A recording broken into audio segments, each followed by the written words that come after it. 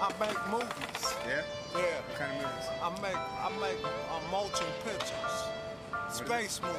What You do like know? space?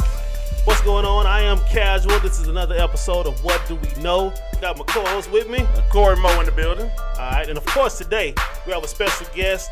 We like to have guests on because with just me and Cory talking, it's pretty much nothing being said for a little while.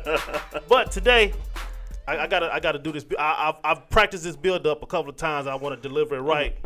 Get it to my soliloquy voice. Back in the 1990s, hip-hop star Todd Shaw, a.k.a. Too Short, was quoted as saying, "Some young fools want to take it out of hand with 50 million dancers and a big old band." Now, in that song, he was speaking about MC Hammer. Everybody knew it.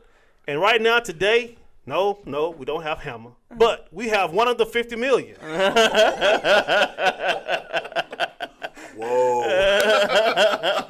Introduce yourself. Tell everybody your name and who you are. Yo, fellas, how you guys doing? My name is Terrance Davis, and during that time while I was a part of the 50 million, I was a part of a group called One Cause, One Effect, and I went by One Cause and serving as MC Hammer's hype man on the 1990 tour, Please Hammer, Don't Hurt Him, as well as the overseas tour that he took around the country entitled Please Hammer, Don't Hurt Him as well. The 1990 tour. 1990, yes, sir. So look, basically he's saying I done more than y'all done in the 90s than you did your whole life. That's basically what he said.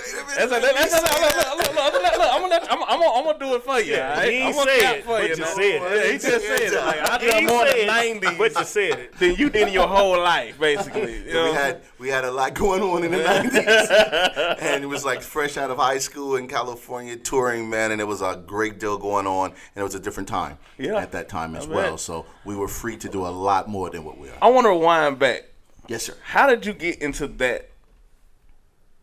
Like Hammer is in California, right? Oakland, that's where you're from, right? That's correct. You from Meridian. born and raised. Born and raised right here in Meridian, How Mississippi. did that happen? A 28-hour drive, 34-hour drive, like a 2-day drive, 2.5 drive. How did the hookup happen? Yeah, how did that hook up What happen? actually happened was during that time that Hammer's success was building, Hammer received a sub-label deal with Capitol Records.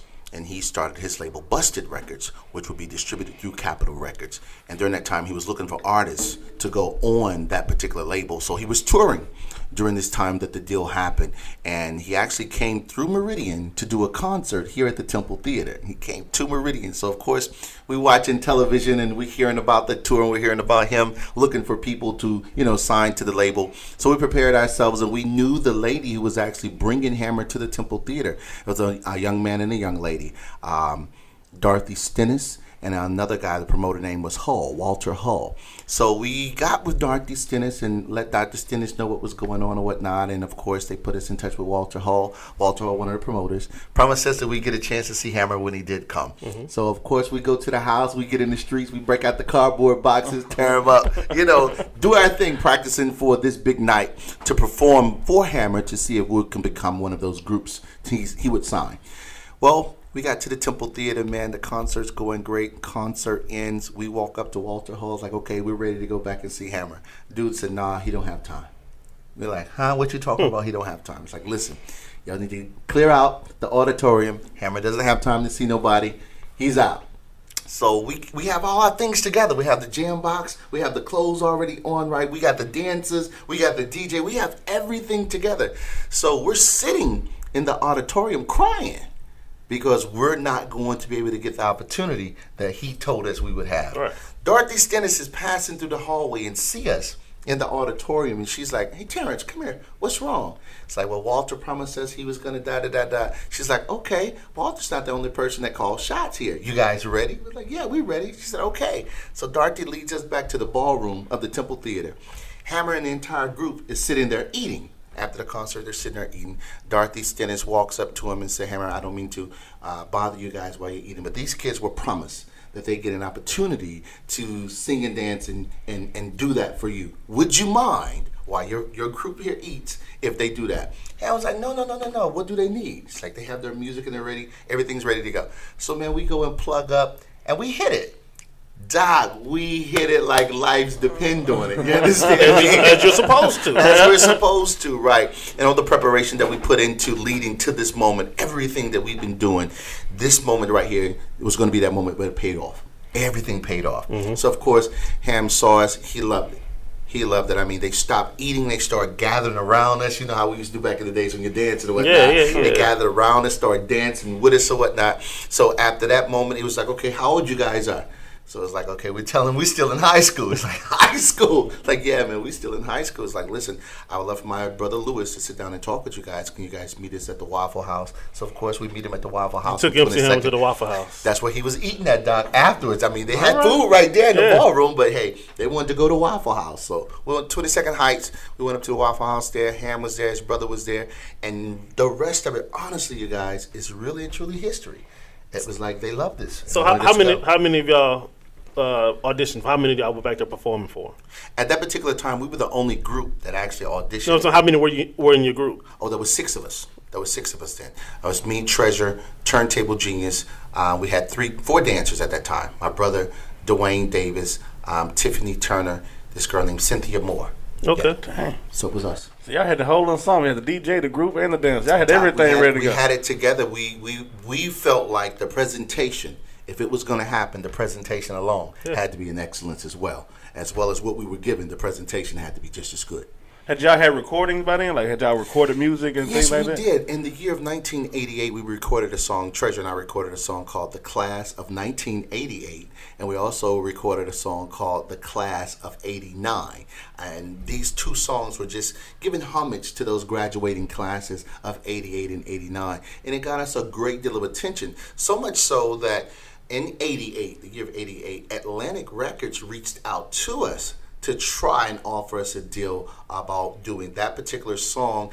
And there was another song that we did called "If You Spare the Rod, You'll Spoil the Child." And it was basically talking about growing up, you know. And it was also around that era with DJ Jazzy Jeff and Parents Just Don't Understand. You know, so it kind of fit into what was going on. So we, of course, didn't choose to sign that deal because we were straight in high school. Yeah, we were in high school. Couldn't make it move. No, we couldn't make that work. So how did you get to Atlantic? How did the record get to Atlantic?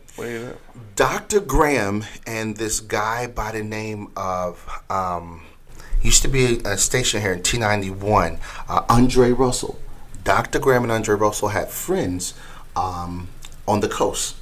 And when they sent the record to the coast, whoever the representative was in this particular region, he was on the coast at that time and heard the record and called up here to the station at the time. It was T91 was the station then. Guys called up and talked about us, and Dr. Graham got us hooked up together with that particular representative. Okay, so Meridian has a long history of artists to come out. Just over the times that you've known from your high school days, can you just give us some names of some people who they may recognize that have come out of Meridian, Mississippi? I mean, it's like any genre, blues, gospel, because Meridian has some people who are out there that they may know, and they might not know that, oh, that's a Meridian night? So who are some people that they may know? As far as going back to like the 70s, my Uncle Al Wilson, who did the record Show and Tell, right here from Meridian. David Ruffin, right here out of Meridian with the Temptations. This young lady with a big voice by the name of Patrice Munsell. Right here on Malaco Records out of Meridian, the blues singer. Forgot the young lady's name. She was just on Juneteenth. Pat Brown. Pat Brown, right here out of Meridian. This cat by the name of Tucker, Terry Tucker, went by Double T. Okay. Signed with Def Jam Records right here out of Meridian, man. There was another young guy by the name of, the group was called Smart and Silly.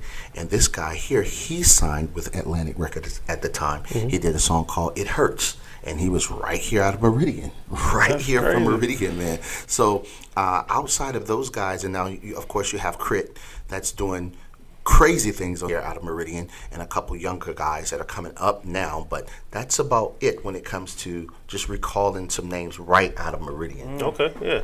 And that's just out of Meridian. Like the state of Mississippi has so much. Oh man, the state of history. Mississippi. I think huge. It goes unnoticed in a sense too. That's right. Yeah. It does. It does. It does because the state is so wide and so well versed with talent that's ranging from gospel, rock and roll, blues, R&B, and rap. You know, there's a lot of good music that came out of Mississippi. Yeah.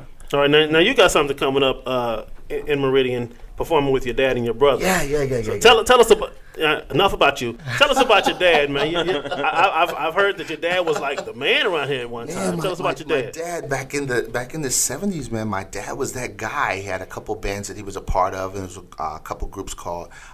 His band was like the Mississippi Band at one point, and there was another group called the Mind Probes, and they were huge bands during that time. Big bands was that thing. You know, you had horn sections, you had the live music, and big bands was just that. And my dad was a part of that scene here in Meridian, and he put a lot of work in, man. I just recently found out that my dad was inducted into the Mississippi Alabama Hall of Fame, R&B and Blues Hall of Fame, that I did not know, and I did not know that the supervisors here in Lauderdale County also gave my dad a day, a Billy Ray Cole day. But he's been one of those guys that's been true to music, love of music, R&B, and now blues, Southern soul. So we're going to take the time, October the 6th, to just love on Dad and honor him for the work that he's been doing in the communities from some over 40 years, you know. And though he's never recorded professionally until about 3 years ago, we actually recorded with him the first time, me and my brother Billy Davis, who go by Big Daddy. We recorded with him the very first time, man, last year in July. We recorded this record called Rooster Juice, and it's Billy Ray Cole and Sons. And the same, about 2011 was the very first time we actually performed with my dad at Juneteenth. There was a Juneteenth event that happened on 5th Street, and that's when my dad really started. Right here in Meridian on 5th Street, performing in the different clubs right here on 5th Street. So for him to go back to 5th Street some 25, 30 years later and actually performing with his sons at this time, that was huge for me. You know what I mean? That was real huge for me. And I felt like, you know, what an honor to be on stage with my dad and my brother in his genre of music, you know. So we're just gonna love on him, man, and it's gonna be a concert that's just a real big night of just music. You know, I mean, Dad did blues, he did R&B, he did big cover songs, and there were different people who sang with him during that time. And some of those people are going to come and pay homage to and do a couple duets with him. And my brother's going to dip to the side and do his Big Daddy thing, you know. And I'm going to go put those hammer pants on just for a little while and do that thing. And then we're going to all come back together as a family and pay homage to my Uncle Al and sing Show and Tell together. Where is this going to be at? Temple Theater, October the 6th, Temple Theater. Doors going to open at 7, showtime's at 8. Okay. So I remember your 25th celebration. What was the thing you had? The 25th anniversary. I almost wore my shirt. I almost wore Now, if you're not aware, he put together a 25th anniversary concert. This was the 25th anniversary of your signing, your record release. What was it, the anniversary That was the record release of One Cause, One Effect, Drop the Axe album on Busted Capital, what brought us the record, Midnight Lover, Upward Hope, Downward Dope, and Turntable Genius. And let me describe this night. So I got to paint the scene. Close your eyes with me right quick. All right. Auditorium full of people. Curtains open. Music comes out. Bam.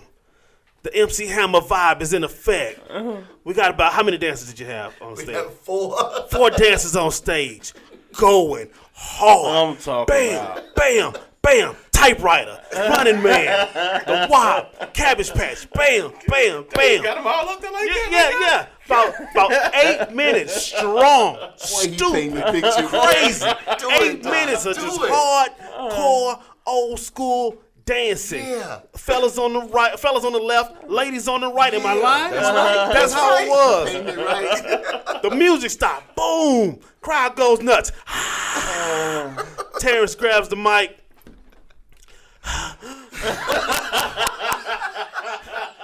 Brief pause. Hold on, guys. Brief pause.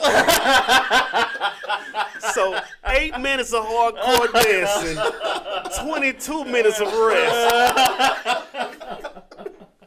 Wow, that's wrong. Well, you painted it right. You painted it right, man. The way they captured the look and the sound of that era. Yeah. It was, well, I mean, I understood. Everybody understood the pause. And, you know what I'm saying? Everybody got it. They got it. They understood that. But you had a couple of looks on people's face like, was that it? They gonna do something else because he looks a little sweaty and tired right now.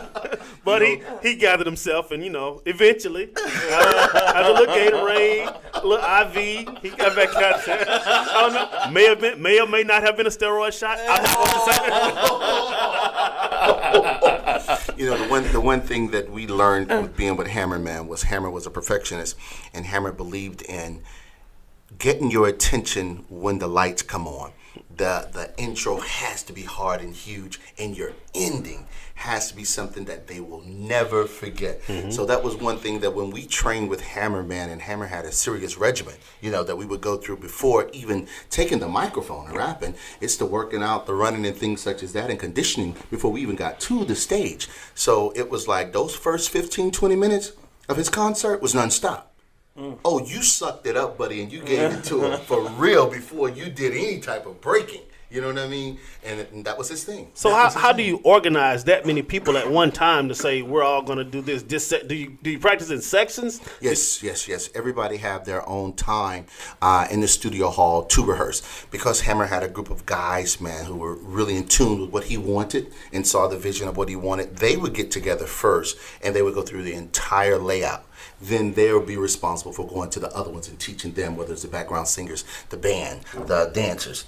Everybody had their own assignment, a group of people to teach. And when it all came together, that's when it was just, man, it was just magic. It was magic, man, for real. So I took those same type of concept and the blueprint of how he do things. I do it the same way now. Period. You didn't do the cardio though. No, you may have coached the cardio. You may have coached the cardio, but you yourself, you did not do the cardio. No, sir. So how many people was a part of this whole? I mean, could you just guess them? How many people in the day that happened? Like how many dancers and how many people was on stage at one time?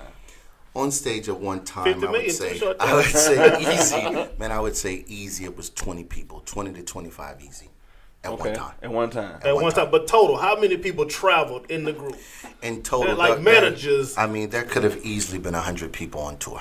Easy. And you're talking about the stage hands that's putting the stage up from city to city, the management, like you said, the dancers, security. You're easy talking about 100 people out. Wow. Easy, that's a big payroll. For sure. That's a big payroll. Yeah, we later found that out when the bankruptcy claim. No, cut that out. Ham's good, man. And even with that, when people were talking about bankruptcy and things of that nature, and you guys and I know that when you're talking about a person of that stature, bankruptcy is different. Totally different. Yeah, it's different to you and I. Yeah. And majority of what they're doing. The majority of what he's doing is actually protecting that which he has. You know what I'm saying? Yeah. Okay. So Ham's good. We were talking about fashion the other day. I was telling him about.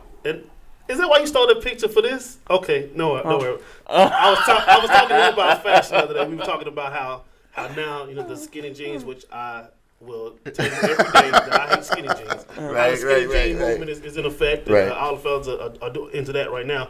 But back in the day with the Hammer pants, that was the move. Everybody did that, and it was the Rayon and the flashy shoes to go with it. I was telling them a story that I had this one outfit. You remember the store JW? Yes. About Jeans West. Yeah. I had a polka dot This is where outfit. I step out the picture. I was describing the Listen up, youngster. I was describing my outfit. Full Rayon suit. Right. He lost me right there. Black collar with white polka dots. Yes, sir. White shirt. Yes, sir. 3 big black polka dots on the left-hand side. The Hammer pants. Yes, sir. With a patch on the left side. Black patch on the left side. No, it was black pants, so it had a white patch on the side with the black polka dots. And you could not wear that outfit unless you had the patent leather shoes. That's right. To accessorize with That's it. right. No socks. I did the socks. You ain't staying true to form, Doc. It's kind of embarrassing when Mama say, I know, right? I did the socks. But the patent leather shoes, I may have did dress socks with them though. Okay. The patent leather shoes, it had the gold, it was like a gold plate on the top tip? of the shoe. Yeah, Doc. And then it had like some springs on the outside. And the springs and the gold plate, you had to buy your brass soap to keep those clean. So you had to do that. And so I wasn't too familiar with patent leather because I was a tennis shoe guy the whole time until this phase hit. So I think, what did you clean the patent leather with? Cause you couldn't just wipe it off, could you? Yeah, you could. You could. You actually could. That's why. And I told him every time I got a haircut that Monday, you are guaranteed to see that outfit. That outfit go with the haircut. I'm fresh now. What do I have? Voila. Okay. So that was the guy. So this had to have been what I think it was like 9th grade. I was in. So it was a guy. Never forget it, dude named Anthony Freeman. He was, he was always a well-dressed cat. He had a little bread in his family. I presume he kept a fresh cut. I didn't, So it was a special occasion when I got my haircut, so I pulled his out. So he pulled me to the side one day in school and said, "Hey, every time you get a haircut, you wear that outfit." I was like, "Oh snap, buster!" Because I didn't think that it was noticeable. Right. So he just slides a picture. Right. Let me tell you about that. This is me in my all black. I went through an all black phase in high school too. So Okay. that was my all black Rayon shirt with the white polka dots. That shirt right there cost me. That shirt cost me $25. I bought my first job. I was cleaning up trash in the projects. We had a summer job program where they tell you, "Hey, you'll be able to file papers. You'll be able to do this. You'll be able to do this." I didn't catch that break. I was picking up trash in the projects for my first job at 13. And my first check, I had to catch the bus. There was a little boutique downtown. I went into the boutique. Oh man, because I would always ride past it. Right. One day, those. Yeah, of course. I'm going in. I got that check, cashed that check, went in that's why the store's not crowded. I mean, it was like real expensive. But that little polka dot shirt, it ran me $25. I'll never forget it. I came home, I was like, what you got there? Got a shirt.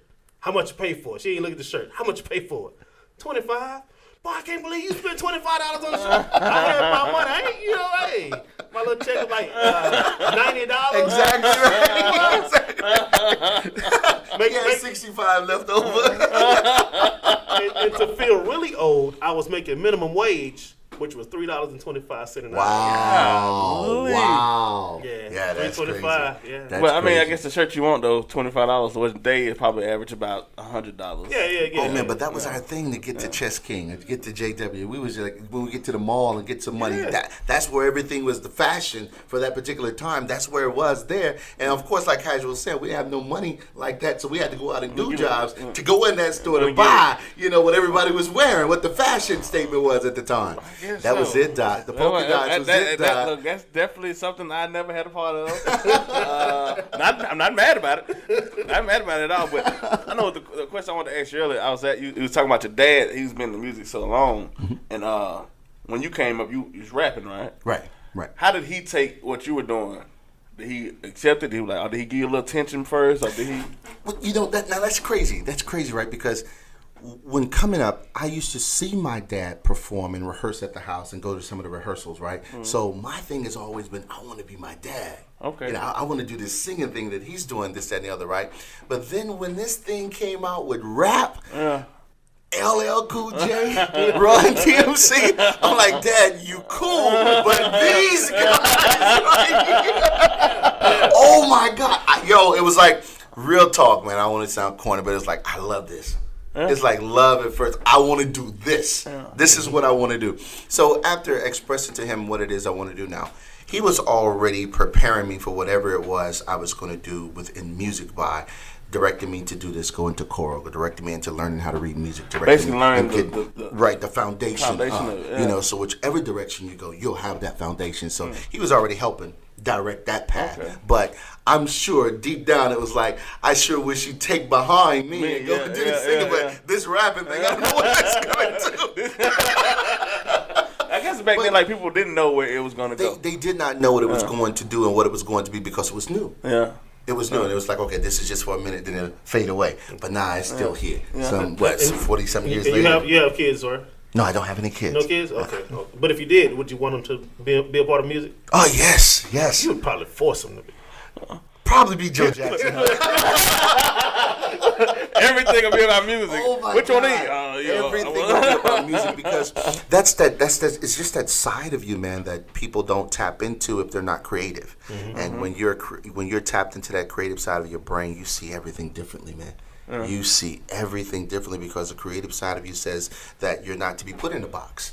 You know, you don't have to be put in a box. I can color outside the box and it's all right. You know, and I can be my own person by doing so, and also representing who I am through what it is that I'm doing and giving. It's who I am. Yeah, it's art. And you've been on tours. You've been on BET, and you were on BET with the One Cause One Effect project. That's right. And then you came back after that whole situation was over. You did more things that people in this area were like, wow, I know you know Right, when you do right, something right, like I know right. him, I know him, I know him. You had a couple more I know him moments. Yeah, man. It was really huge to see how things had progressed and divided within the company. And because, again, when I'm going back and sharing with you, learning the foundation of music, it put me in a place where I was able to produce. You know, so now I'm not just as working on Busted Capital as an artist, but I'm also a producer. And that field and that avenue gave me the opportunity to work with Tupac, work with Tretch, work with these guys on Above the Rim soundtrack. You know, he gave me the opportunity to be a part of the Danny DeVito and Martin Lawrence movie, What's the Worst That Could Happen, with a good guy here named Avery Brooks. What's the Worst That Could Happen? We did a couple of records off of that particular sound. Exactly, Eric Sermon.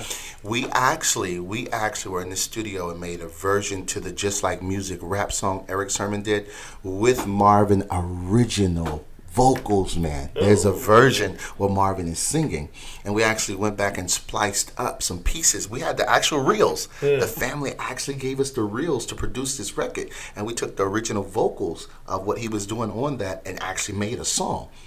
Yeah, I was part of a production company by that time called Dirty Dog Productions, and we were doing a lot of things, working with In Vogue, Deion Sanders, DBGs, the Hammer remixes, and we was also the other group of young ladies. 357? 357 worked with them, but it was a singing group, Weak in the Knees. SWV. Work with SWV as well. You just stood on there like they just went like In Vogue. Like, no, you not, come on, man. Like they work at the big like they was on, like, come on, like, God. But you guys, it was crazy because you're in a situation where we all know each other like this. Yeah.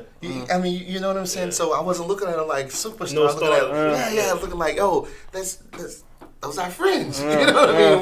We're working, turning into projects. You know, And so you actually got to like be in the studio and creating with them and writing with them and things like that. Oh yeah, and it's electric, you know, because your energy and their energy. What I just went back to, you know, you're coloring outside the lines, and it's no wrong or right. It's just what's right, and the art of coming together and doing it. You know, we were in the studio when we went to Minneapolis to prepare for the Please Hammer Don't Hurt 'Em tour. The entire company moved from Oakland to Minneapolis, and we were on Prince's ground. Whoa. We was at the studio, right? I was recording in Prince's studio, and Prince actually came in a session while I was recording. And James Early was there at the board or whatnot, and he's telling me, he's like, yo, Prince here. I was like, oh, okay, so I'm behind the booth still doing what it is I'm doing and whatnot. And we all bobbing and listening, so I come out the room to go into the sound area there to hear, you know, we just put down. Prince is like, yeah, I like your voice. Looking around like I know he behind us, right? So we ain't gonna turn around and just look at him, you know. But we hear him, right? It's like, wow, now this is happening. I think that if you change this and change that and add this and add that, this is happening. So you're hearing Prince in the back of you, telling you or giving you pointers on this, that, and nobody is turning around. Everybody's getting a look. You got Prince here telling you, though, what about this? It's like, whoa, this is a moment. So, you know? so the thing is, when Prince says you need to do this, you need to take out this, you need to put in this, did you do this? Yes, we did, sir. Yes, we did, sir. You gotta trust that ear. Oh, of course, sir. Like, I think it's a credible guy. You know what I mean? Just 20, 30 million sold on one record, you know. Tell me, like, bruh, I heard the Purple Rain. It's all right. Exactly. Come back we'll with take that. Anything else? That's crazy. That's crazy. So listen to you earlier say how you got up with Hammer and how y'all, you know how you had those acts that used to come through Meridian. Mm-hmm. Do you think these guys are getting too big to where they overlook towns like this. Like Hammer came through here and found talent. You get what I'm saying? Like, and he was a big guy. You know what I'm saying? So like now it seems like these like the artists are so big now. You probably won't even see them in Mississippi sometimes. You know, and that's kind of crazy. Do you think that's a imbalance of you know what I mean? Like, I don't know. Is that art form lost? Though? Yeah, coming out to the small cities, doing your thing, and then I think it is, and I say that because when record labels really and truly lost that A&R department, where this person was responsible for this particular region, and going into the small mom and pop stores as well as the mom and pop towns, are getting on that grassroots market or circuit and finding out what's going to find that new whatever.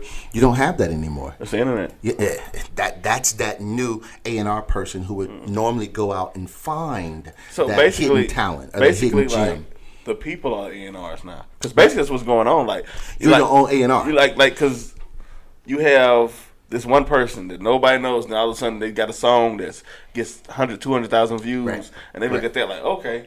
Right. He was like, we could do something with him, so let's see if Right. we can do something with him. Like the people have become the A&R. The Yeah, people, views the is the viewers new have representatives. become the A&R.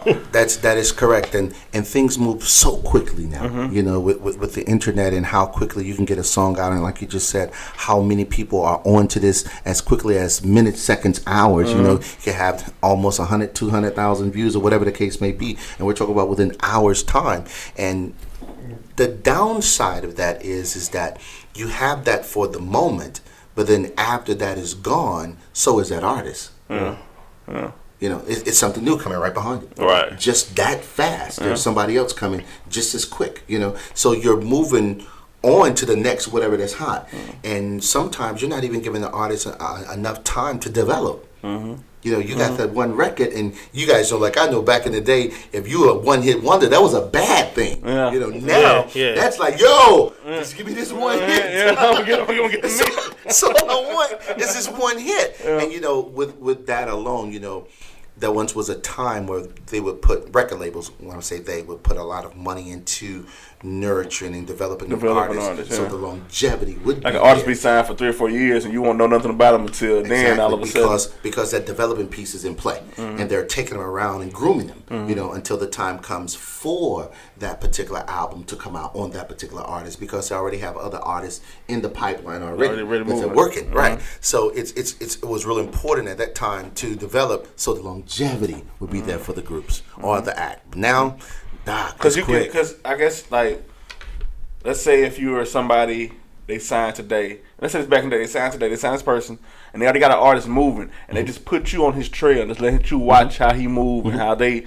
have, and then like now you know how to operate in that system. Correct. You know what I'm saying? I mean, just take our situation for example.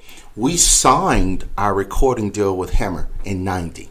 We signed the deal in 90, right?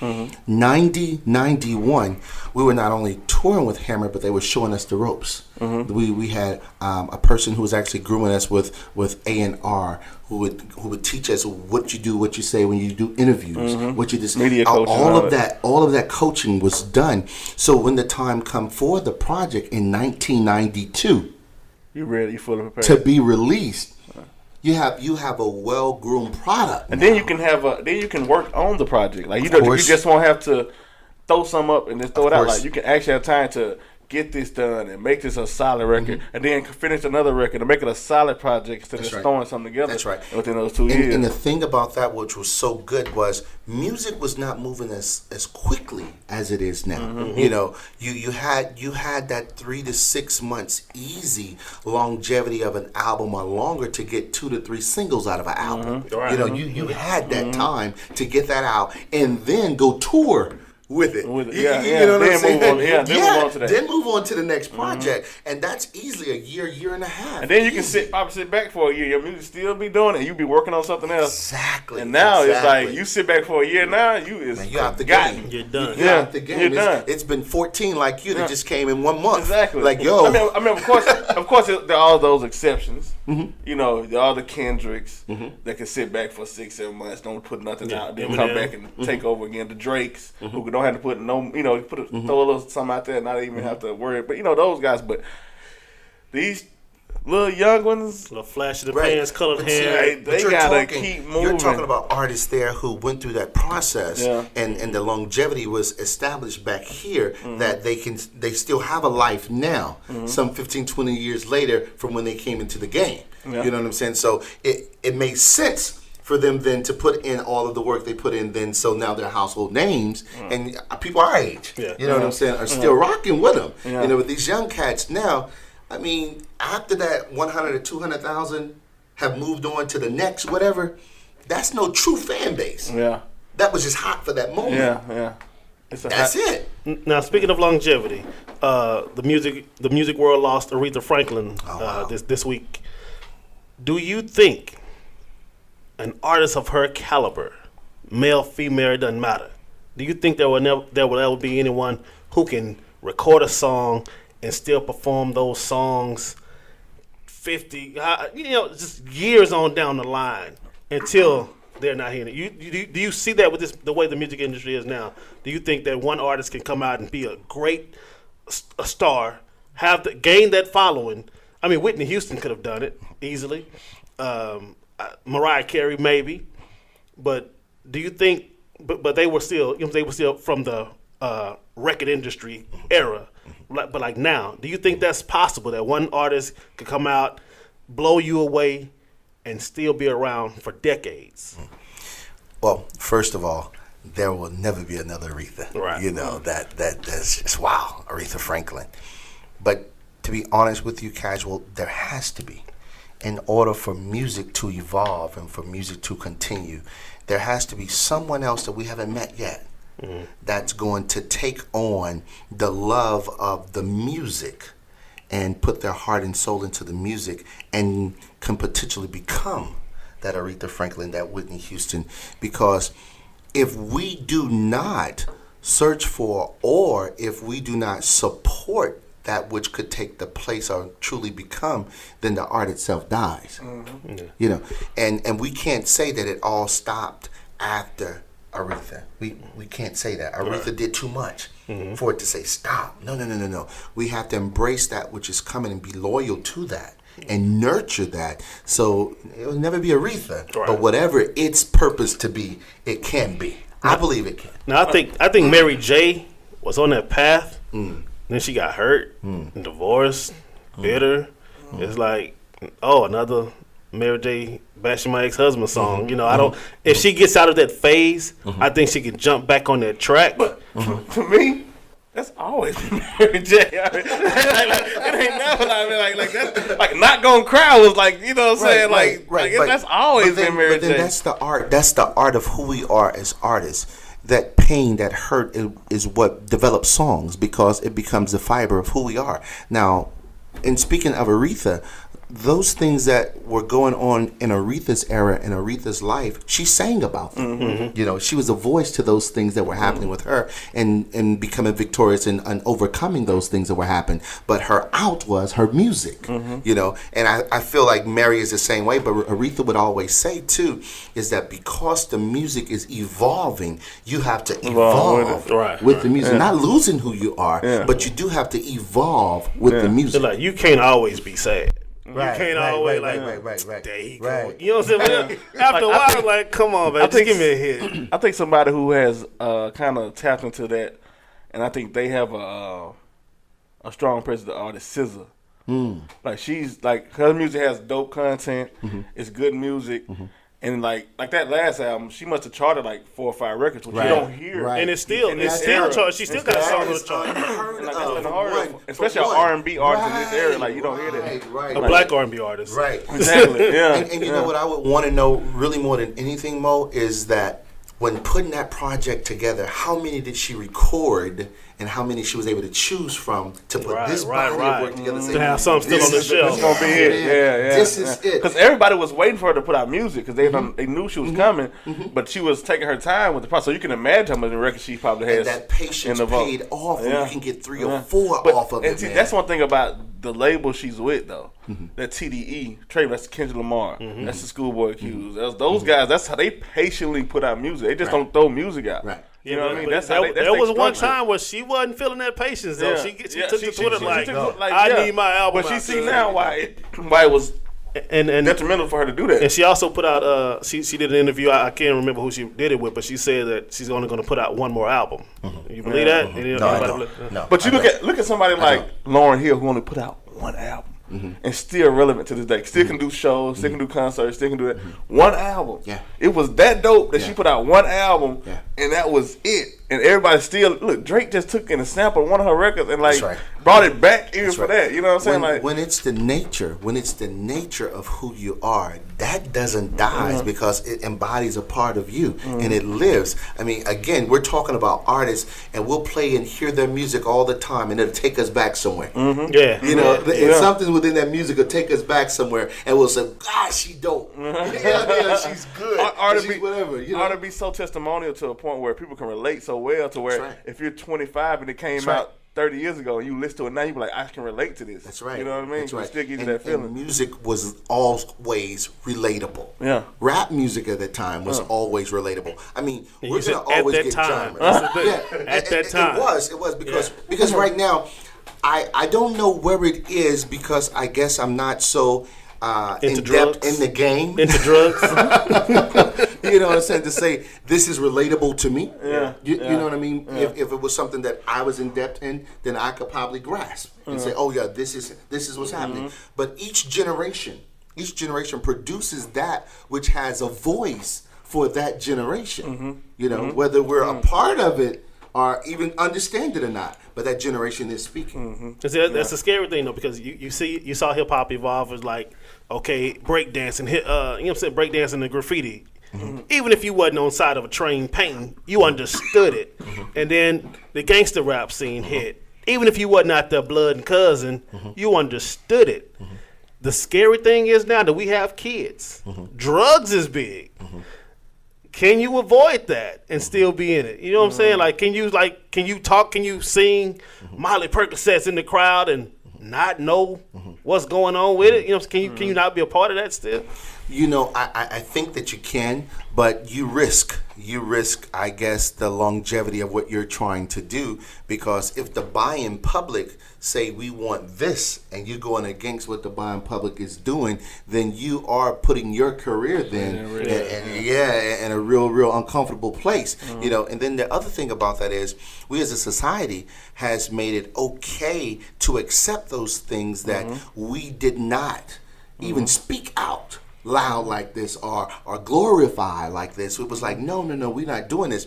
I hear people talk about Eric Casual, right? Hey man, And they I would grew talk up on Soulja Boy. I'm younger than you. and they would talk about the NWA, the Ice T's, and then the MC Hammers and the this and that and the other, right?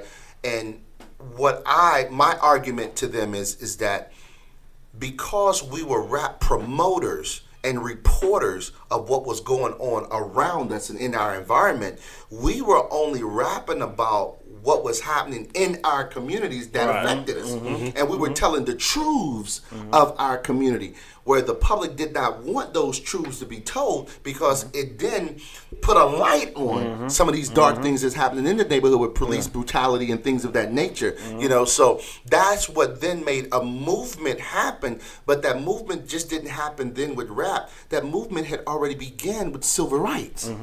So when you were listening to the KRS Ones and you listen to the Public Enemies talk about what they were talking about and empowering the people and moving and educating and opening your eyes and voting, that was more of a social conscious movement that then was embedded in music around our age, that we took on and said, okay, we're going to take it on from not walking the street, but we're going to put it in music. Right. Yeah. True enough, Aretha said respect. True enough, James Brown said, I'm black and I'm proud. But we about to tell you, it's going to take a nation of a million, you know, to hold us back. You know what I'm saying? Fear of a black planet. You know what I'm saying? Public Enemy. So when you're hearing, to me now, when you're hearing the verses, 80s, 90s versus where we are in 2000 and so far with the music and the genre of music and what they're talking about, it's just like, no, it's not just like, because we were bettering ourselves by educating ourselves. Now what we're doing is we're dumbing down ourselves and hurting ourselves. I think it's a difference, but I think the reason why I think social media plays a part in all of it though, because you know how you say you looked at it from the side of where you were from. Now I can get on any platform and look at where everybody else is from and speak like I'm from there. Yeah. And not even know anything about it. But I can rap and talk all that stuff about like I'm from there and not know nothing about it. And lie, and then they're going to buy into it. And then now, it's either somebody like me, like somebody like this that's actually from this place, say, you lying. Now he look, he just hating. Yeah. You know what I'm saying? Now the guy that's still like, no, he lying. No, he just hating. He just clout chasing. he not for real. He real because he said it and he made it sound good. You know what I'm saying? Like that's kind of where it's at though. You know what I mean? Like back then, you seen it, so it was easy for me and you to get along with it, so we can connect with it. And then I said we all connect with it. But now it's like, if I ain't seen it. And he said, I just believe it. I just believe it. I just believe it. Dangerous. You know what I'm saying? And that's real dangerous. Man. Yeah, That is very dangerous because that influence can go so many different ways. Yeah. You know, and then it can better a community or it can kill a community. Yeah. And then, like, I'm going to this new age dude, Tekashi 6ix9ine. You familiar with him? No, no. Tekashi 6ix9ine. Okay, he's a rapper. Okay. He's online a lot. He talks a lot of stuff. He goes to different you know, he claims he's a blood. Okay. You know what I'm saying? He rides that way. That's popular now. Because to be in a gang, you know. Okay. And he says all this stuff online, and you know, and then when he goes places, he got security, or he don't show up, or he figures out a way to trick his way around it without actually being there. He'll record it, like say, I came in, y'all weren't here, and then probably like at 6 o'clock in the morning, he'll make it like he was 10 o'clock at night. You get what I'm saying? Like he does stuff like that right there. And the other day he said something to I think it was YG. Yeah, he's in a little beef with YG. Yeah, he said something to YG. He's like called him a pussy. You ain't this, you know this. And I'm sitting there calling all y'all out. I'm making all y'all look back. Like, but you're doing it from behind a screen. You're not standing in front of that man saying it. You know what I'm saying? Like that's what, like, and then like they feed into it. Like, yo, he called him out. He behind a screen. Because I guarantee you, if you bring Tekashi, that little guy, in the room with YG and just sit him in there, his attitude will change. And that's what you get a lot online. You get a lot of line, like people like online, this person behind that screen, but it takes one thing to be that person in person. Right. You know, like back in the day when people marched, they didn't just get online and say, you know, Black Lives Matter. They actually had to go meet up, get a picket sign, and make it matter. Like make your voice, make it heard. Like now it's so easy to protest from behind a screen. It's so easy to make something meaningful behind a screen without actually doing the hard work. Right. And I think that's what the difference is. But that's why the music is like that from where you started and where it's at now. Because it's so easy to do that. And before you touch on anything, did Hammer ever go see about Too Short for that line? did they from the same spot? Did he roll up on him like, hey, bro? I can't neither confirm nor deny that Hammer did, but let me tell you something about him. Honestly, you guys, let me tell you something about the guy's character and integrity. He stayed in his lane when it came to that which he was doing and providing for who he was providing for, whether it's the label, family, all of that, right? So Ham was the type of cat that he wasn't about to throw shots. At some point, he was going to see you. It's just that simple. And, you know, I can only speak of personal with me with how I saw him handle things, and it was always man to man, calling a man, meeting a man up, and hey, let us discuss whatever we need to discuss. You understand what I'm saying? So I'm sure and it's been stated on a couple other things that when Ham had beef with you, Ham came to see you, you know, so somebody else might have seen something Terrance didn't see, but I can tell you this much. He was the type of guy call you out and say, hey, yo, let's get together. So, you know, he didn't go see nobody doing the pumps in the bump video. Like, there he is over there. And he just ran over there in his Speedo. Yo, all I can say is Ham was just the type of cat, man, that you know now, if you brought foolishness to him right there, you was going to see foolishness right there. You know what I'm saying? I mean, he is Oakland. You know, I mean, Ham wasn't taking no wooden nickels, and Ham was real good with his hands. So, You know, You're still recording hip hop as well, too, right? I'm still doing some hip hop, man. I got my little cousin Jay Breezy. He did a record last year called "I Got This Ice on My Body." He's really interested in the music, and of course, he's watching my story and watching how I'm moving around the music, and of course, it's influencing him to be a part of. But real bright kid, so you know, I touch on things and do things with him just to satisfy that. But I'm really pushing him to go ahead and be that engineer that we know that's in him. Oh my God, it's in him, dog. I tell people that all the time. I say, dog, the money is so good around the rapper. Yeah, You don't have to be the rap guy. Everybody wants a spotlight. Like I got, right. it's a dude. My homeboy. He's signed on his label. He's an engineer, and I see him around everybody. He's on right now. He's on tour, the Little Baby tour right now. But he's just being that engineer guy, just doing sound for this and doing that, working his boy sets and stuff like. But that's what he's doing. Like, and he's always with these guys. Brother, you're telling the truth because once the situation happened the way it happened, and I started doing more producing than being an artist. That publishing check, Casual. Okay. On producing them records. Okay. You understand me? Just explain the difference between royalties and publishing. Which setting are you speaking of? Like just in because royalties is like basically what you get off the sale of your record, right? Correct. That is correct. And publishing is get off where it's placed, or the placements it gets, right? Like ownership. Yeah. Well, just let's strip it down. I got a song. How do I get paid?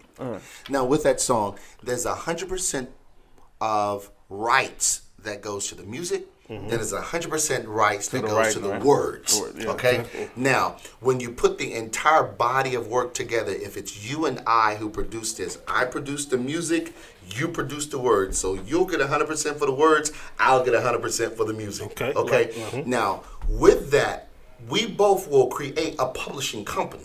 Okay. That when those royalties are paid from the music being spent, how many times it's being spent music-wise, that portion going to come to me. How many times it's being spent lyrically-wise, that portion is going to go to you. So if the music is used and it's not the words, you just get a check.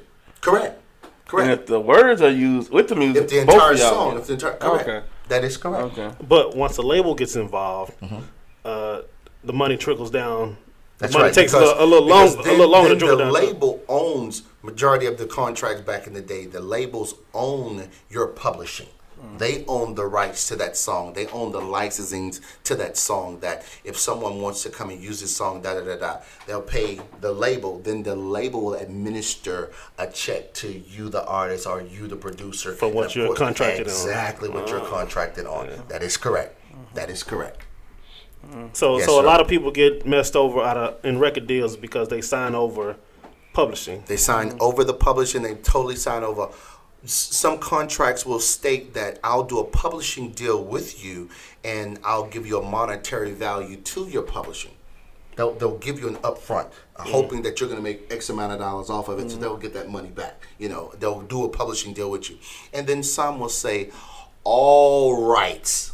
I own all rights to the song, including. That's when you're done. That's when you're done, buddy. It's because that's what I think Lil Cohen said. He came up with a 360 deal.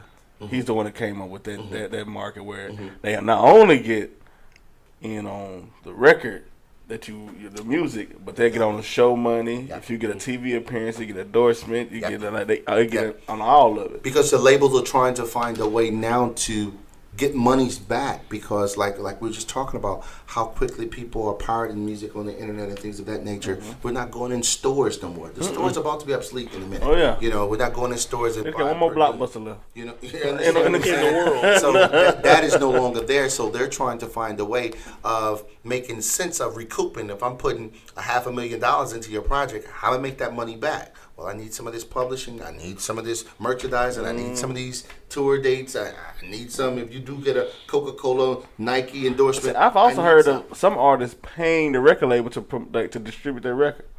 They'll pay them to distribute. Not a record label, but a distribution company. Yeah, like an Empire, something like that, right there. Yeah. But see, it helps you because if you have a stamp behind your name, the general public, he signed. you throw the facade on how it looks to the people. You control that. You know what I'm saying? You come out, oh, I'm a boss. I can do this. I can do this. Not knowing it. Label don't care. They're paid. Good luck. We got ours. And plus they might still have you locked in on the contract where, we putting your song out. You pay us to put your song out. But if you do a show, give me too. That's right. Because nowadays it's not like you and I can just go into a Best Buy or Walmart and say, hey, yo, we're going to do consignment on my CD. I remember that. You understand what I'm saying? I remember Where that. with the mom and pop stores, we could go in and leave our units with them and do consignment because we're working hand in hand. But now, since it's just so big an industry like that, it takes another name to go into the Walmart and the Best Buys and put that product on this shelf for you. But that's not even the marketplace no more, though. It's still a place. It's because the marketplace, like right now, Apple's probably the biggest platform to consume music on right now. You know what I mean? That's like probably the biggest consumption. Like, so people don't even, they not like Best Buy taking CDs out of their stores. They're not even using them. They're not even, because everybody, you have a strict access. When it comes out that day, or it comes out at 12, I already got it. You know what I'm saying? I pre-ordered it. As a matter of fact, so as soon as it came out, it hit my phone. Gotcha. I already have it. You know what I'm saying? So it's like those consumptions is not even, they become a finite. Like you know what I'm saying? Like, and I totally agree with you, and that's what we're saying, how quickly things are moving. I mean, we are really in a age now where you just says click. I've already pre-ordered it. That when it comes out, it goes directly to And that's so crazy. Do you remember experiences of standing outside the record store? sir. I remember going there asking, when does it come out? It comes out tomorrow? It comes out next week? Oh, damn, I When UGK Riding Dirty came out. What was it, 94, 95, whatever? Bruh, we were outside. They had it was a store in Dallas called, I want to say Sound Shop. I'm just going to say Sound. No, Sound Warehouse. Sound Warehouse had a midnight release for that record. Bruh, line around the building. That experience, you had to have it. And they go in and they ask you one question. Well, I guess 2 questions or whatever. Cassette or CD? and that's the truth, man, because you were waiting on the product to hit the store so you could go and get yours and put it in the car after you get it. I got that new. Oh, come on, and the guy who got it first, who came out earlier, you was so envious of him because he ran to the car, popped it in, bam, like, oh, what is that? It was the crazy excitement just around that, just around the release, man. Just that. Now there's no excitement around release no more. Ain't like I say, for a millennial, knowing that Drake album come out on this date, July, like waiting for that download to hit so it can. It's not the same. Like, to them, we tore the doors to you because you seen it from that point of view. We tore the doors off of Best Buy. Like, you know what I'm saying? Like, you understood because that's what you went through. Yeah. They never experienced it. They don't. Right. That's like saying, that's like you seeing like these young cats saying LeBron better than Michael. They never seen Michael. Right. All they got is the highlight. They never seen him play. That's right. So LeBron is gonna be they Michael. That's you right. get what I'm saying? Like, That's like right. you like they look at what's the running back? Like Le'Veon Bell or somebody. To them, that guy is cold. Like, he's the best. They never seen him. They never seen Barry Sanders. They never seen these guys play the game. You know what I'm saying? So it's like that's the difference. And I agree with you. Those things that we have experienced, we appreciate differently. Yeah, You know, it was how we was exposed to it, and it's what it meant to us in that time. You know what I mean? So of course it means something totally different to us because it was like, whoa, you know what I mean? I gotta get in line. I'm serious. I gotta get in line. like you thought George was crazy to get in this line to make sure you got that record, dude. And you had to have it. Was no. Oh, I'll wait to the line. No. It's like I had my godfather. I got a Camaro, a new Camaro. Like. He's like, that's nice. But he loved the 63 Camaro on 63. Right. That's his Camaro. Like, to him, you got a Camaro. Yeah. You ain't got that. He do it with the air quotes. You got a Camaro. You ain't got that one though. You know what I mean? Like, you know what I'm saying? So like that's the difference though. Because to me, I never experienced. I got this one. And then 20 years from now. Like, I'm like, oh, yeah, that's cool, but it's flying on there. It's flying, but, you know, it ain't what it is, you know? Mine don't fly. Mine didn't fly, but yours run off air, wind, like electric. Oh yeah, that's cool. You need gasoline for that one. Over there. You know? Papa, what's gasoline? Dinosaur for real. Well, that's right? just it though. That's For what real. that's just the. I guess that's just. But you know, Going over it. just even using an analogy as you just used, it's just music is the same way. You know, we started off with music where musicians were that driving force. You had the live musicians and this, that, and the other. Then you went from transforming from a band and live sound to drum machines and mechanical sounds. You know what I mean? Now you're from drum machines, mechanical sounds to the computer and what the computer has boosted up to replicate drums and live horns and things of that nature. Doc, I don't know what we're gonna go to after. You can do everything now in the computer. I mean, Doc, I don't know where we're gonna go to, but because of what we just said, when we can embrace those experiences and we can appreciate the Frankie Beverly and Mays live sound, these guys can still tour. And we're going to pack out arenas or halls, wherever they are, because we still recognize and appreciate that live sound of. You know what I mean? And I feel like that's why hip-hop, the 80s hip-hop and 90s hip-hop is having a resurgence, because us who are now faced with what we have is like, nah, that's not it. That's not us. Yeah. This is what we know and appreciate. Like Charlamagne the guy like to call like if a Jay-Z release, he call it contemporary hip hop. Like, cause it's like, it's not for you young ones. It's for me. Like, you know what I mean? Like, the contemporary hip hop. Like, and I'm seeing like who that? Like somebody else today. KRS-One is back in the studio. Like with Dre, he back like from Dre. Like he back. Like he like I'm finna create something too. Cause you seen like Tribe Called Quest did it. Somebody else recently did it too. Came back with an album. I can't remember who else. Noriega just come out with another album. Like a lot of these cats are just coming back and just you know what I'm saying. Because with that resurgence, there's an appetite now for that particular sound and voice. You know what I mean? So we want to hear it again. We want to experience it again. And we're trying to go back and regenerate that what once was. And what ends up happening is you go back to those guys who gave it to you, who was producing that sound for you, like the Rick Rubins of Def Jam. You go back to that because it was authentic. You know, you go back to that and you get it. It may be boosted up because it's in Reasons of Pro Tools. You know, it's not on the 24-track reel to reel. You know what I mean? You know. Also, how much were those reels? I said somebody said that's why it was so hard to record, because you had to get one of those reels and those things were expensive. That's why. And that tape was expensive. Now I don't know how much it was, but I do know this much, Brad.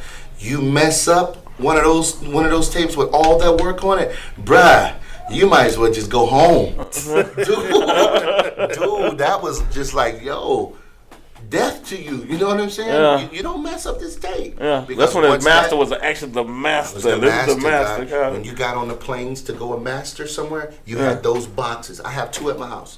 Yeah. I have 2 at my house. With the reels in it? With reels in it. Well, you got somebody unreleased tracks on it, you stole some tracks? No. You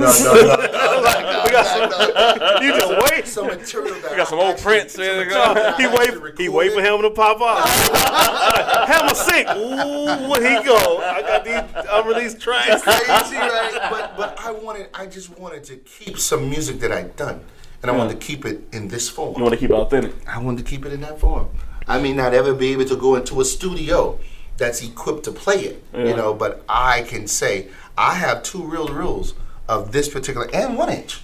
You know what I mean? I have that. Half-inch one, I have it. I remember finding an 8-track of yours, and I sent you a picture of it. Yeah, it was 2 8-tracks. I don't remember what songs it was, but I was like, since I'm so young, I was like, I don't know what this what this thing here is. But it got your name on it. What is this? I tried to put it in my CD player. I don't get it. I have it, man. I have it. I keep it in a real nice, cool place. So, you know, every now and then I just pick it up and just check the condition of it. You know what I mean? To make sure that nothing is just deteriorating on it or anything like that. So it's your masters from when you the One Cause One Effect. No, not One Cause One Effect. Just some stuff that I was producing. That you was working on? Things you're working on? Really? Wow. Is there any way you can listen to it? No, not unless you know somewhere we can go and get a 24-track machine. Oh, man. And put it up on and pull it out. That's the only way, buddy. Dang. You never thought about getting it converted? And that way you can listen to like some other things? I hadn't. Oh, okay. I haven't given any thought at all. Wow. For real, Mo. Put that in your head for a second. Look, I'm telling you, like, like listen to the music scene right now, right? Even the hip hop side, how they're taking these old '90s R&B records, and stuff like that, and revamping them, and like imagine you could take something you did and sample that with a newer sound. That would be crazy. That'd be crazy. Yeah, now that'd be crazy. Yeah. On the sampling side too, there's a story that I talk about with you. The Ready for the World sample that you had. You brought it to the radio station. Like, I got it. What was it, Girl Tonight? Yep, Girl Tonight, Ready for the World. Dude, he ran in the station. I got it. And boom. This is it. Listen, boom. That has happened to me now. And in my career, that has happened to me 3 times for sure. With that Ready for the World record, there was a record that I did that Snoop actually came out and he did. And then there was a record that I did that Will Smith actually came out and did. Now tell us about the Ready for the World. I want to hear about all 3 of those. It was really crazy because at the time I was dealing with Geffen.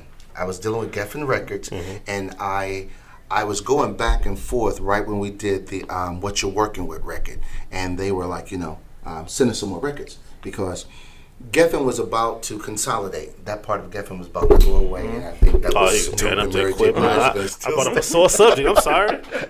He's slamming stuff. We're working on music. We're working on music, and we're putting this body of work together. And I wanted to send them up like about 6 records. Like this could follow that record. And when we did this record, man, I was like, this it, right? So I called management or whatnot, sent it to Al, do what he needed to do to let everybody hear the record. Then I reached out to Casual. It's like, Casual, you gotta hear this record, man. This record, that.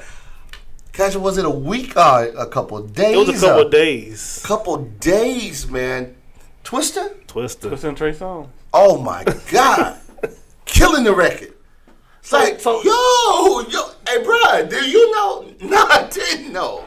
So did they get that record from you? Bruh, I'm not gonna lie to you. I don't know. I don't know. I just think that. But it was within a couple of days. Crazy coincidence. And this is what just made me just feel real crazy, right? And Casual heard the record. How close they were to being used. Yeah. You understand what I'm saying? It's like, whoa. I mean, you even have stuff like that happen today sometimes, like the Meek Mill and DJ Luke Nasty record. The Whatever You Like record he did with Chris Brown, and DJ Luke Nasty did On the Way. I think it's a record, On the Way. Yeah. They use the same sample. They the same. The Escape. Was it Escape? Yeah. I think it's Escape sample. Yeah. It's the same. I mean, you can even mix them together. Like you can go right there with it. And like Luke Nasty was mad as hell because he's like he was winning with it. Then Meek came with that record and just drowned his. You know what I mean? So like I guess it does happen in a sense. Oh yeah, I saw it happen right here. I did this record called the Bill Weathers records, Just the Two of Us. Yeah. I did Just the Two of Us, and then all of a sudden, Will doing the record. I did this record that I sent over to Capitol Records, and the record was called Cruising Down the Street, it was from that sample from Dre. We used the Dre from that sample, but we slowed the record down. We slowed the record all the way down, almost like it was chop and screw, right? And I know for a fact both of these records I sent to Capitol. I sent to Capitol and I sent to Warner Brothers. You know royalty. I sent to Capitol and I sent to Warner. When that record with Will came out, I was like, yo, Al said, you seriously? Go take a listen. When that record with Snoop came out, I said, yo, are you serious right now? He said, let me go take a listen.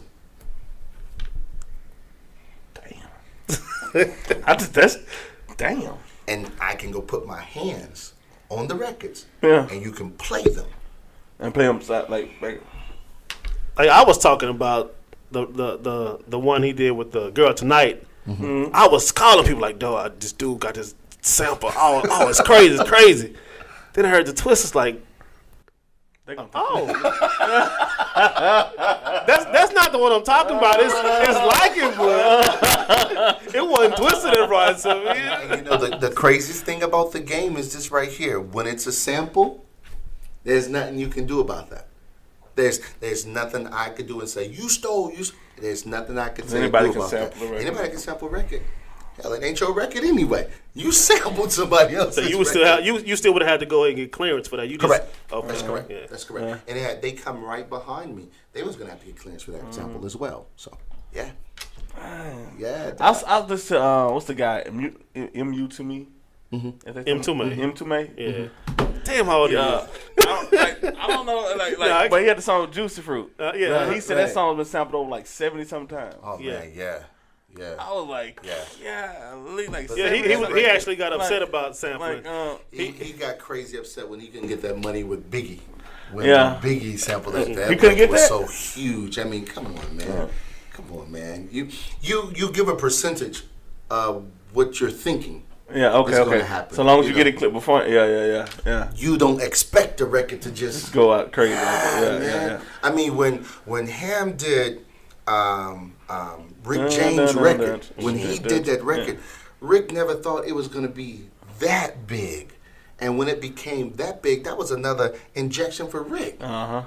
Yeah. You know what I'm saying? It's like for the younger ones who didn't know that was a Rick James record, now Rick has been exposed now to some younger kids who love Hammer, but now they're on Rick James. That's the same way. Super Freak. They said when Drake sampled the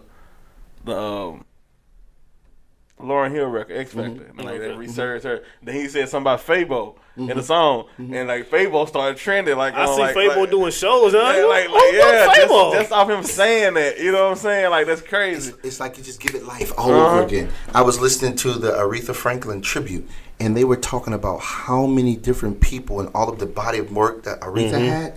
How many different people has either covered a song or sampled her music, man. Yeah. Her music was sampled just like James Brown.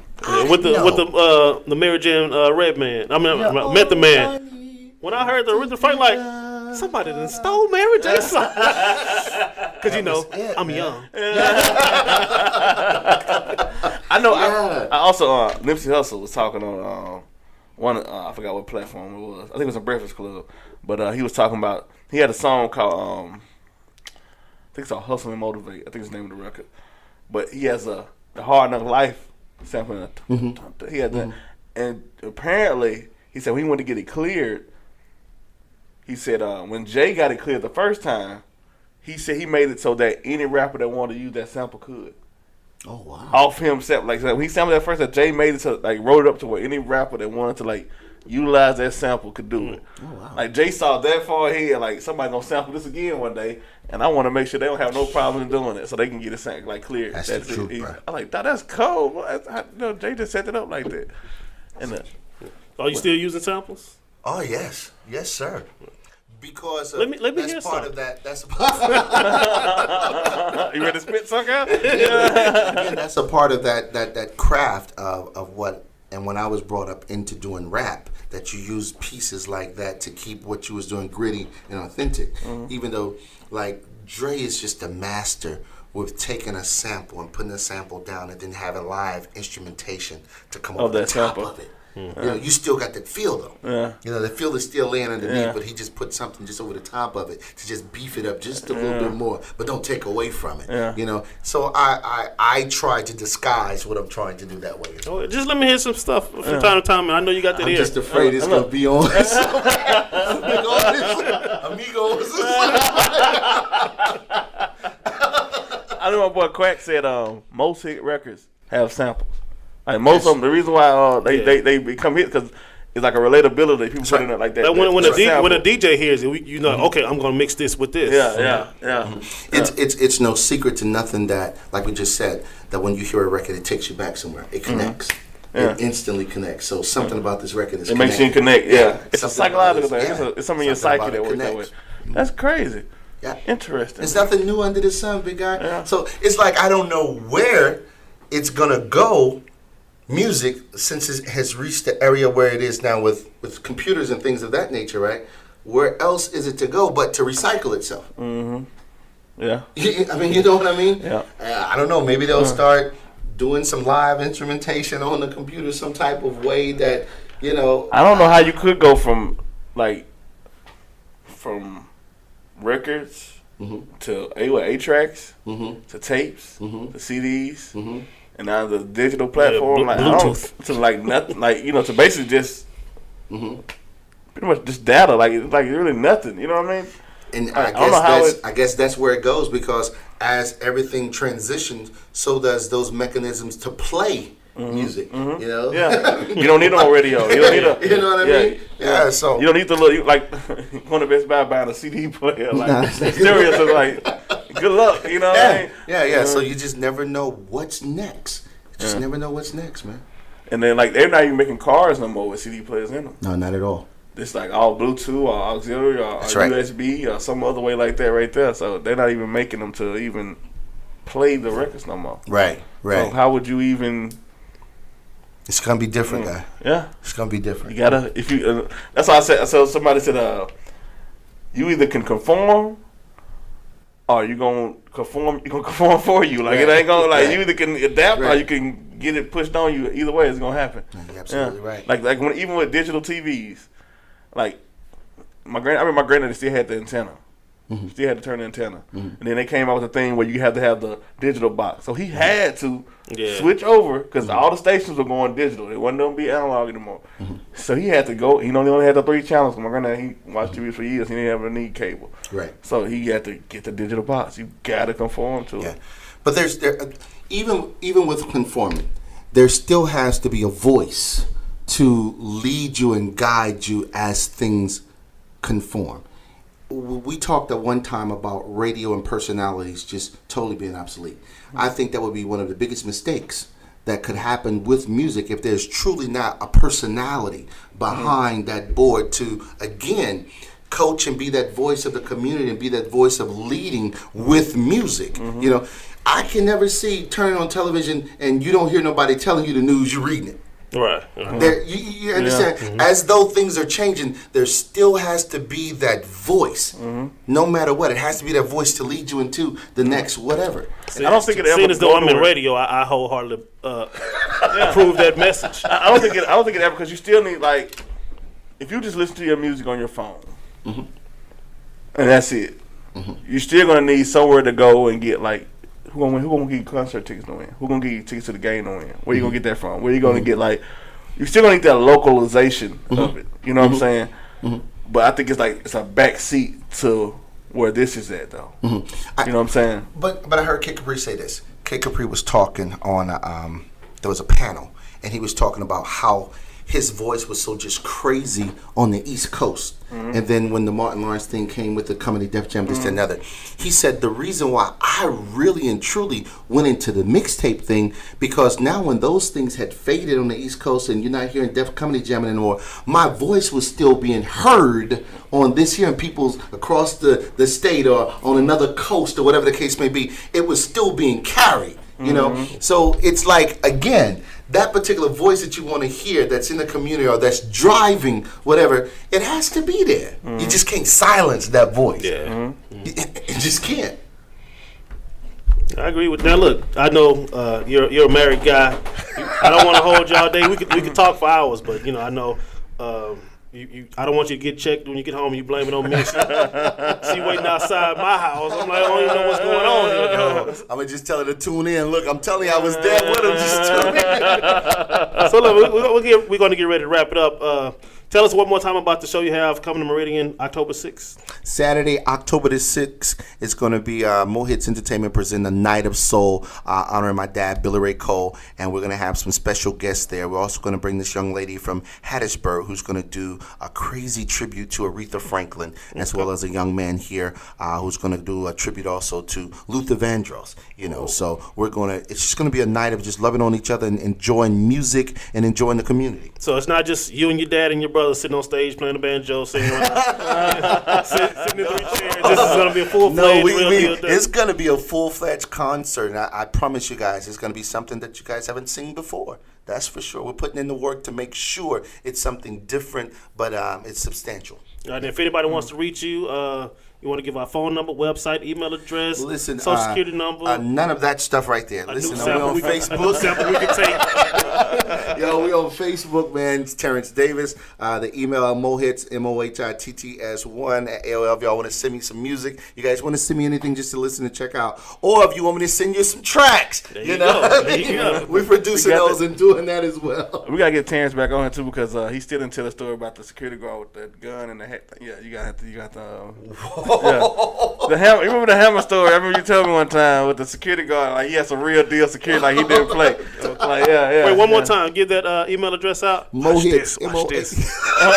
Go ahead. What's the email address? Mohits, MOHITTS, the number 1 at AOL. No, I want to do that because every time I give out my AOL address, trip, right? somebody young. You said AOL? he say AOL? I didn't catch that. He that's said AOL. Yeah, John. Oh, my. Yo, hey, can't conform. Like I tell everybody, it still works. It The still message works. still get delivered. Yeah. You got mail. Hey, we got it just like that. We got it. Y'all just gotta like hear that man. sound. Hunter. You gotta hear that. You gotta Yo, hear man, I that. appreciate you let me guys for know. having your boy on, man. This has been awesome. And the one thing that I just like to say, man, before we get out of here is that, embrace music.